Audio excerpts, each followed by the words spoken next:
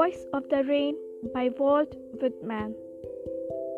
And who art thou, said I, to the soft falling shower, which, strange to tell, gave me an answer, as here translated. I am the poem of earth, said the voice of the rain.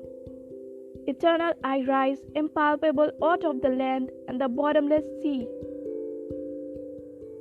Upward to heaven, whence vaguely formed altogether, changed and yet the same. I descend to lave the droughts, atomies, dust layers of the globe, and all that in them without me were seeds only, latent, unborn. And forever by day and night I give back life to my own origin, and make pure and beautify it. For song issuing from its birthplace, after fulfillment wandering, wreck it or unwreck it, duly with love returns.